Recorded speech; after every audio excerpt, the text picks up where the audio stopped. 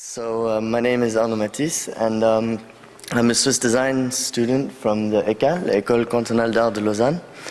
And I'm currently finishing my master's program in luxury design. And before enrolling in ECAL, in my master's program, I did a bachelor at ECAL as well in industrial design.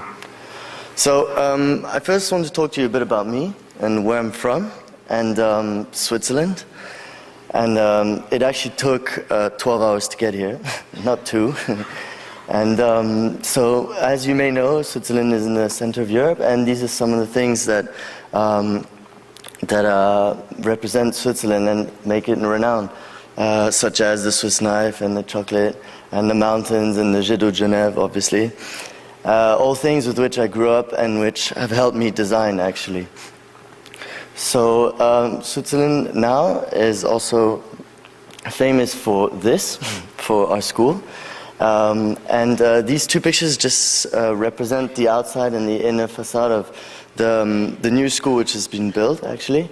And it's extremely big. It's a bit too big, actually. And each floor has its own department, so it's a quite nice environment to work in.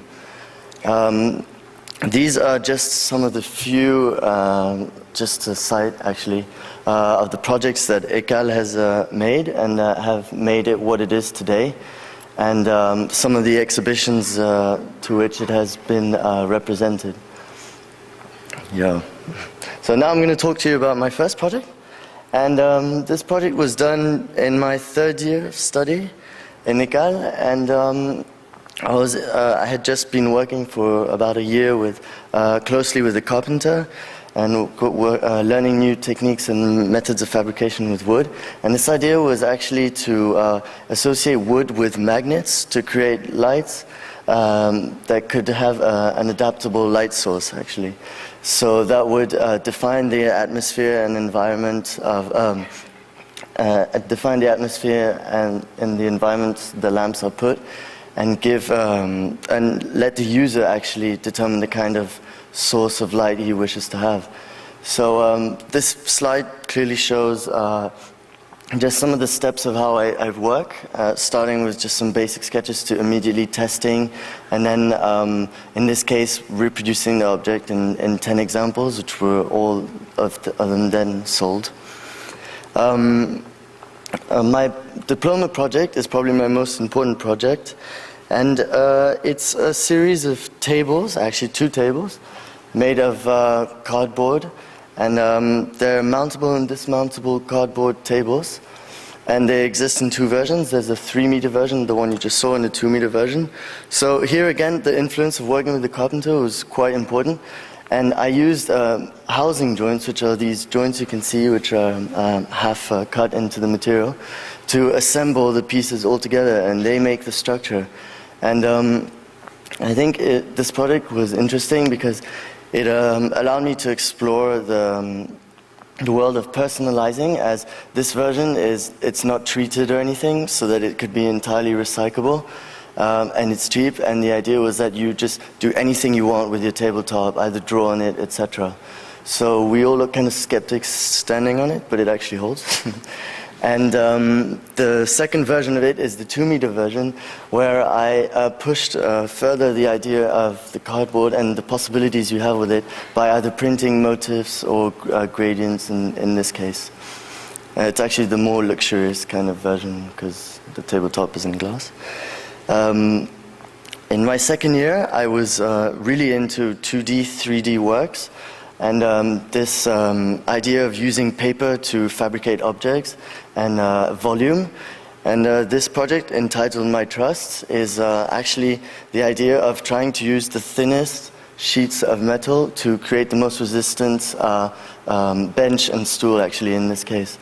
So again, this was really interesting because I used double-sided tape to close the shapes and make them solid.